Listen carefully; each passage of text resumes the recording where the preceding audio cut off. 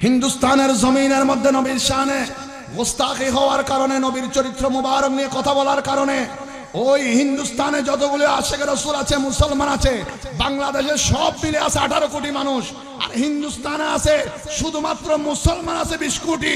20 কোটি মুসলমান নেমে গিয়েছে, তারা এক বাক্যে বলে দিয়েছে কাফনের কাপড় মাথায় নিয়ে নেমেছি। মুসলমান জান দিতে ভয় করে না, তবে নবীর মহব্বত যেখানে থাকবে নবীর শানে বেয়াদবি সহ্য করে না। কথা বলেন ঠিক কিনা? নবীর শানে কোনো গোস্তাহি কেউ সহ্য করে না। দাঁড়িয়ে গিয়েছে, তারা মাঠে ময়দানে নেমে গেছে। অনেকের রাষ্ট্রীয় কারণে, অনেক জোর জবরদস্তি জুলুমের কারণে অনেকে ইন্তেকাল করেছেন, তবে তারা বলছে এটা ইন্তেকাল নয়, এটা শহীদ।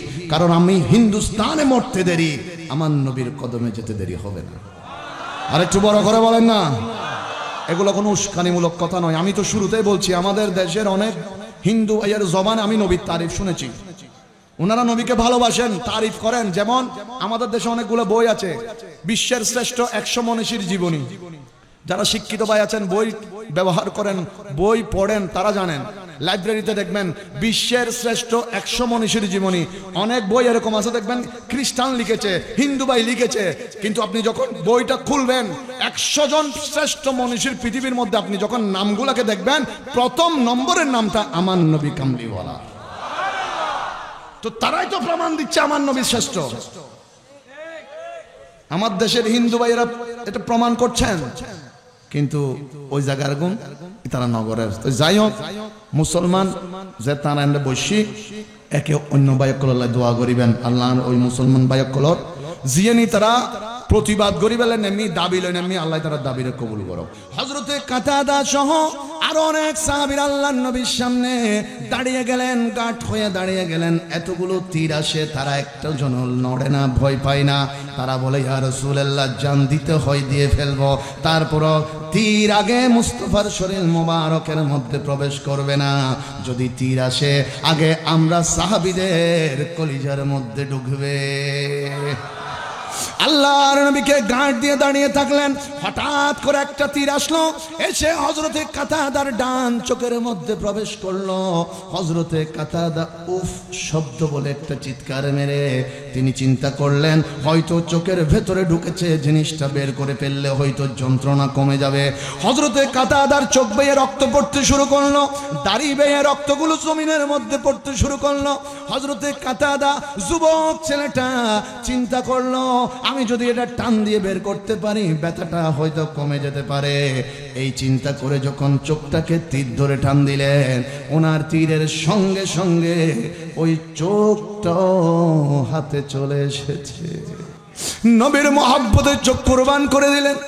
সঙ্গে সঙ্গে আমার নবীর দিকে ফিরে বললেন, ইয়া রাসূলুল্লাহ, আপনার কাতাদার নজর দিয়ে দেখে, ও মদিনার নবী, আপনার কাতাদা আপনার জন্য নিজের চোখটাকে কোরবান করে দিয়েছে। আল্লাহর নবী দেখে মাথার মধ্যে হাতটা বুলাইয়া দিয়ে আমার নবী বললেন, কাতাদা, তোমার এই কোরবানিটা আমার আল্লাহ পাক বড় বেশি পছন্দ করেছে। কাতাদা এবার আমার নবীকে ডাক দিলেন, ইয়া রাসূলুল্লাহ, আমি কাতাদা ঘরের থেকে আসার সময় 2-3 দিন আগে বিয়ে শাদী করেছি, নতুন বিবিকে ঘরের মধ্যে রেখে এসেছি। ও নবী, আমার বিবি তো আমাকে বড় সুন্দর চেহারা নিয়ে যুদ্ধের ময়দানে আসতে দেখেছে। ইয়া রাসূলুল্লাহ, এখন চোখ যেহেতু একটা বের হয়ে গেছে, ইয়া রাসূলুল্লাহ, আমরা তো দুনিয়ার ভাষায় চোখ একটা না থাকলে তাকে কানা বলে ডাকি। ইয়া রাসূলুল্লাহ, আমি চেহারাটা তো অসুন্দর হয়ে গেছে, দেখতে তো সুন্দর লাগে না। ইয়া রাসূলুল্লাহ, এটা একটা গর্ত হয়ে গেছে জায়গাটা। ও মদিনার নবী, আমি যদি এখানে শহীদ হয়ে যাই সেটা তো অবশ্যই ভালো কথা। ও মদিনার নবী, আমার বউ তো আমাকে বিশ্রী বলতে পারে। আল্লাহর নবী বললেন, কাতাদা, তাহলে তুমি বলো আমি নবী এখন কি করতে পারি? ওই যুদ্ধের ময়দানে, উহুদের যুদ্ধে কাতাদা 2 হাত জোর করে আমার নবীকে বললেন, ইয়া রাসূলুল্লাহ, যেই নবীর জন্য আমি আমার এই চোখটাকে কোরবান করে দিলাম, আমি কাতাদার মনে চাই আমার নবী আমার চোখটাকে আবারও আগের জায়গায় ফিট করে দিবে। আরো বড় করে বলো না সুবহানাল্লাহ। নবীর ক্ষমতা আছে না নাই? ক্ষমতা দেওয়ার মালিক কে?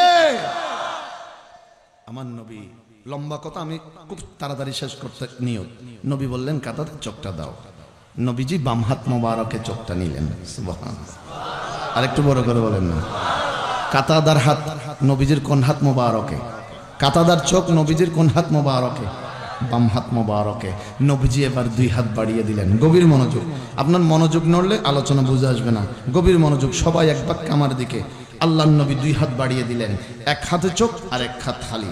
আল্লাহর নবী ডাক দিলেন কাতাদা, নবীর দিকে একটু নজর দাও। এই ডান হাত খালি, তোমার চোখে দেখছো খালি। কাতাদা, আল্লাহ তোমার এই চোখের কুরবানিতে তো খুশি হয়েছেন।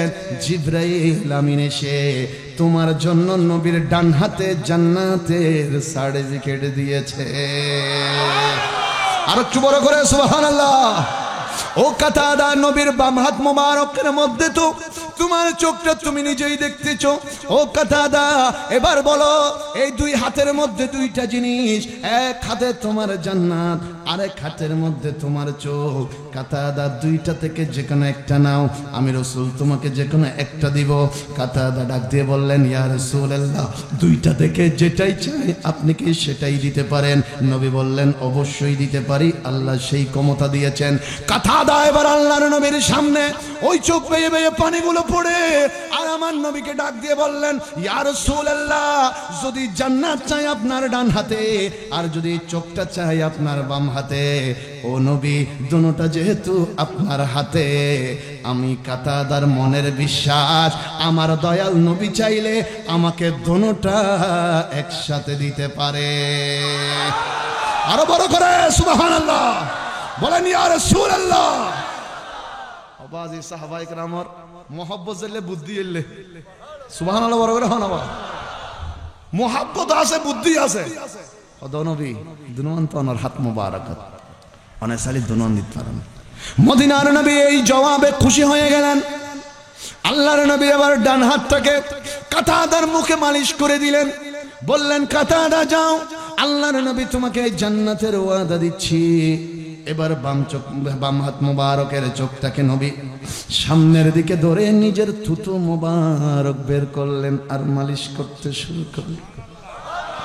আর একখানা বড় বাবা, কি মুবারক, কথা বলেন, কি মুবারক। আর আর ইনকে মুবারক হইব না, এল্লে করে আতত্ব নিকিনি করে লই, এল্লে করে ডলা দিয়ে যদি নাকত দি অবা বা বিহসের অবস্থা এন গন্ধ। আরেকজনও কিন্তু গন্ধ লাগে লাগে, নিজের কি নিজস্ব কি লাগবে। এই যে গামির দি খসব না বাস, অনারাও গা মন্দে খসব হয় না বাস হয়, লাভে ভোজন কিন্তু খসব হয় বাংলা। এই যে মহরিবত্ত খেলা টেলা হাই না জোয়ান জোয়ান বাই অকল ফরিফারা যায় মুখদুর, ভিতরে গেঞ্জিবে বিজে, এক বন্ধু গেঞ্জিবে কুলি, আর এক বন্ধু যদি নাহরত ধরে, ওই বন্ধু হয় বোধ তোর থোদার গজ পচিবে কি ধরলি গায়ে নিয়ে এসে বন্ধ হয়ে যাবে। মাথা না ঠিক নেবে ঠিক। হাই হাই হাই, আমার নবী মুস্তাফা কামলে ওয়ালা নবী। মা বোনেরা যেমন মাংস রান্না করার সময়, মাছ রান্না করার সময় ওই যে মশলা দিয়ে, মরিচ দিয়ে, এগুলাকে বাটাগুলা দিয়ে যখন রান্না করার জন্য যেগুলাকে তৈরি করে মাখে, আল্লাহর নবী কাতাদার চোখটাকে মাখতে শুরু করলেন। মুহাব্বত আওয়াজ হবে সুবহানাল্লাহ। মাখা যখন শেষ হয়ে গেল, আমার নবী বললেন, কাতাদা কাছে এসো। কাতাদা কাছে গেলেন। আল্লাহর নবী বললেন, আরেকটু কাছে আসো না কাতাদা। কাতাদা আরেকটু কাছে গেলেন। আল্লাহর নবী এবার চোখটাকে এইভাবে ফাঁক করে আল্লাহর নবীর নবুয়তের হাত মোবারক দিয়ে আগের জায়গায় বসাইয়া দিলেন। নবী বললেন, কাতাদা আস্তে আস্তে খুলো, আস্তে আস্তে খুলো। কাতাদা খুলতে শুরু করলেন। চোখটাকে যখন খুললেন, মদিনার মুস্তাফা ডাক দিলেন, কাতাদা ঠিকঠাক দেখছো তো, দেখা যাচ্ছে তো? কারণ আমাদের দেশে যখন কোনো অপারেশন হয়, চোখের অপারেশন, ডাক্তার বলে দেখা যায় কিনা, ওই আমার নবীও তো সেই জায়গার ডাক্তার, আমার নবীও তো মদিনা ওয়ালা। আমার নবী ডাক দিয়ে বললেন, কাতাদা ঠিকঠাক দেখা যাচ্ছে তো? কাতাদা এবার চিৎকার মেরে বলতে লাগলেন, ইয়া রাসূলুল্লাহ, আমি ওই যেই চোখটা এতক্ষণ ভালো ছিল, এই চোখে যতগুলো দেখছি না, এত স্পষ্ট দেখছি না। নবীর থুতু মুবারক যেটাতে লেগেছে, যেটা নষ্ট হয়েছে নবী লাগিয়ে দিয়েছে, এটা তো আরো বেশি দেখতেছি। নবী এবার মুস্কে হাসি দিয়ে বললেন, কাতাদা নিচের গুলা তো দেখছো, ডানে বাইয়ের গুলা তো দেখছো, একটু উপরের দিকে তাকাও না, উপরের দিকে তাকাও। কাতাদা উপরে তাকালেন, নবী বললেন, কাতাদা কি দেখছো? কাতাদা বলছি, ইয়া রাসূলুল্লাহ, আল্লাহর কসম, আপনার থুতু মুবারক লাগার কারণে কিছুক্ষণ আগে যে জান্নাতের ওয়াদা দিয়েছেন আমাকে, আমি দুনিয়ায় দাঁড়িয়ে দাঁড়িয়ে ওই জান্নাতের রাস্তাও দেখতেছি। বড় করে বলুন সুবহানাল্লাহ।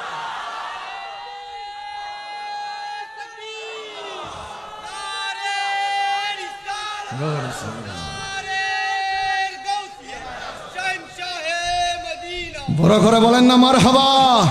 আমার নবী পারে কি পারে না? থুতু মুবারকের দাম আছে না নাই? বাড়িয়ে দিয়েছেন কে? মারহাবা মারহাবা নূর নবীজি, মারহাবা মারহাবা প্রিয় নবী, মারহাবা সবাই, মারহাবা মারহাবা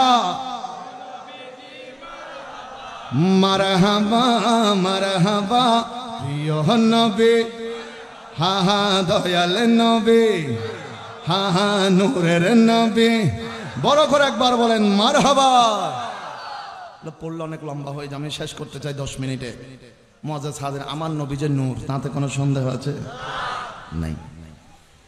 লাইটের বক্সের ওজন আছে, কিন্তু আলোর কোনো ওজন, এতগুলি আলো যে হয়েছে কোনো ওজন অনুভব হয় না। 2 জন ফেরেশতা আছে, কোনো ওজন অনুভব হয়েছে? অনারাত তো নয় না, হনদিন দেখুন না এই 2 ফেরেশতারে আওয়াজ রাতে ফিসুর ভাইয়া করলে কি মানলা অবা হ না, দেখো না হতপাত্রই না, যোগাযোগই না। এই যে লাতিয়ে 2টা 3টা বাজে শরৎ নাচতে লাগবো, আতিকে কারণ গাই গই রোড দিয়ে হাঁড়ি বাড়ি যেতে লাগবো। ডান মিকের ফেরেশতা যদি হাঁটু দাদি হয় ওটা গমাছস নি, অবস্থা কান কি হবো? দুরিয়ানে ফরে বুতো ডুবুক দিব না নদীব কিরে মাথার ফলে আরে বুতে ফেলনি হনো। তলি 2 ফেরেশতা আছে, হনো অনুভব নাই, ওজন নাই, হতাবাত্রা নাই, যোগাযোগ নাই, কিছুই নাই।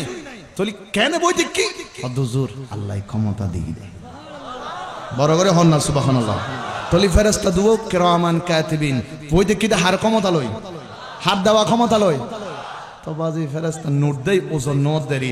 আর আগে আর ভাই আরিফুল ইসলাম তাহেরি হদে নবীজির আম্মা জানের রাহমত জাতের নবীজি আইছি, নবীর আম্মা জান হদে ওয়াল্লাহে দুনিয়ার মানুষের মহিলাকল মা বোনকলের ফেরত জাতের রাহমত সন্তান আই ইতার তুন ওজন অনুভব হয়, তবে আর সন্তান আর রাহমত আইছি রে কোনদিন আতনে কেন ওজন অনুভব নয়। কিল্লে নূরের হন ওজন, বড় করে কলেন নূরের কোন ওজন আছে? আল কোরআনের প্রেরক নূর, আল কোরআনের বাহক নূর, আল কোরআনের প্রেরক নূর, আল কোরআনের বাহক নূর। যেই পাহাড়ে নাজিল হলো সেই পাহাড় জবলে নূর, যেই পাহাড়ে নাজিল হলো সেই পাহাড় জবলে নূর। নূরে কোরআন নূরে নবী মেনে নিলে মানাই বেশ, মদিনায় মনোভরা নূর নবীর নূরি দেশ, মদিনায় মনোভরা নূর নবীর নূরি দেশ। বড় করে বলেন মারহাবা। সালাতুন ইয়া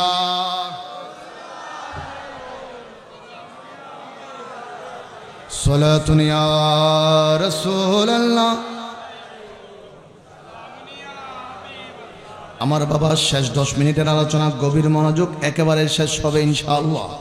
একজনেরও নড়াচড়া হবে না, গভীর মহব্বতের মনোযোগ। আল্লাহর নবী দুনিয়ার জমিনের মধ্যে এসেছেন। আমার নবীজির 4 জন মেয়ে ছিলেন, 4 জন মেয়ে আল্লাহর নবীর দুনিয়ার জমিনের মধ্যে ছিলেন। আমরা তো মেয়ে হলে একটু ভার করতে পারি, অনেকে একটু ভয়ে ভয়ে ভার করি, কারণ দুনিয়ার নিয়ম হচ্ছে মেয়ে বিয়ে দিতে বাবার বড় কষ্ট হয়ে যায়। আমার নবী ডাক দিয়ে বললেন, রে সাহাবী রে, তোমার যখন একটা মেয়ে ঘরে হয়েছে, আমি নবী তোমাকে একটা জান্নাত তোমার ঘরে দিয়ে দিয়েছি। 2টা যখন তোমার ঘরে মেয়ে হয়েছে, আমি নবী 2টা জান্নাতের অধিকারী তোমাকে করে দিয়েছি। ও আমার উম্মত তোমরা শোনো, তিনটা যখন তোমার ঘরে মেয়ে হয়ে যায়, আমার নবী এইভাবে হাত মোবারক নাড়িয়ে দেখাইয়া বললেন, দুইটা আঙ্গুল যেইভাবে একটার সাথে লেগে যায়, যার ঘরে তিনটা অথবা চারটা মেয়ে হবে, আমি নবীর সাথে জান্নাতে ওই মানুষটা এইভাবে কাছাকাছি থাকবে। আরেকটু বড় করে বলেন না সুবহানাল্লাহ। আল্লাহর নবীর মেয়ে হযরতে ফাতেমাতুজ জাহরা রাদিয়াল্লাহু তাআলা আনহা, কোন ফাতেমা? যেই ফাতেমার সাথে দুনিয়ার অন্য কোন মহিলার কোন তুলনা আছে? কথা বলেন আছে? মা ফাতেমার স্বামী হযরতে আলী, আর রাসূল পাকের আরো দুইজন মেয়ের একজন জামাই হযরত উসমান গনি যুন্নুরাইন, সমস্ত মদিনাতুল মুনাওয়ারার মধ্যে সাহাবীদের মধ্যে সবচাইতে বড় লোক। গভীর মনোযোগ বাবা, মনটা একটু নরম করেন, যদি সম্ভব হয় আল্লাহ এবং নবীর ভালোবাসায় এক ফোঁটা চোখের পানি পড়বে। আল্লাহর নবীর মেয়ের জামাই হযরত উসমান এসে আমার নবীকে বললেন, ইয়া রাসূলুল্লাহ, আমি উসমানের মনটা চাই, আপনি নবীকে একটু দাওয়াত খাওয়াবো আমার ঘরের মধ্যে। হুজুর, আমি উসমানের মনটা একটু শান্তি হবে আপনাকে কিছু খাওয়াতে পারলে। নবী ডাক দিয়ে বললেন, রে উসমান, আমার সাহাবীদের ফেলে আমি নবী তো এক লোকমাও খানা খেতে পারি না। উসমান রে, শুধু নবীকে দাওয়াত দিলে হবে না, তোমার ঘরের মধ্যে আমার অন্য সাহাবীদেরকে দাওয়াত করতে হবে। হযরত উসমান বলেন, ইয়া রাসূলুল্লাহ, আপনি যেইভাবে হুকুম করেন সেভাবেই হবে। এবার আল্লাহর নবীকে হযরত উসমান দাওয়াত দিলেন, সাহাবীদের সঙ্গে নিয়ে যাওয়ার কথা বললেন। পরের দিন দুপুরবেলা নামাজের পরে আমার নবী সাহাবীদেরকে নিয়ে রওনা করলেন। উসমানের ঘরের দিকে যাচ্ছেন। হযরত উসমান নবীর পিছনে পিছনে হাঁটে, আর হযরতে মাওলা আলী হযরত উসমানের পাশে পাশে হাঁটে। মাওলা আলী নজর দিয়ে দেখেন আল্লাহর নবী হাঁটতেছেন সামনে, আর হযরত উসমান নবীর কদম দেখে দেখে কে যেন টুকটাক লিকালিকি করছে। সুবহান। মাওলা আলী জিজ্ঞেস করলেন, উসমান, আল্লাহর নবী তোমার ঘরের মধ্যে যায়, ও উসমান, তুমি পিছনে দাঁড়ায়া দাঁড়ায়া হেঁটে হেঁটে তুমি কি লেকচরে উসমান? হযরত উসমান বললেন, আলী, আল্লাহ আমাকে অঢেল সম্পদের মালিক বানিয়েছেন নবীর উসিলায়। ও হযরত আলী, আল্লাহর নবী কাছকে বড় ভালোবেসে মোহাব্বত করে ঘরে দাওয়াত করেছি। আমার মনের ইচ্ছা হচ্ছে আল্লাহর নবী যতটা কদম দিয়ে দিয়ে আমার ঘরে যাবে, আমি সেগুলো নোট করব, গুনব। আল্লাহর নবীর মোহাব্বতে ততটা গোলাম আমি আজাদ করে দিব।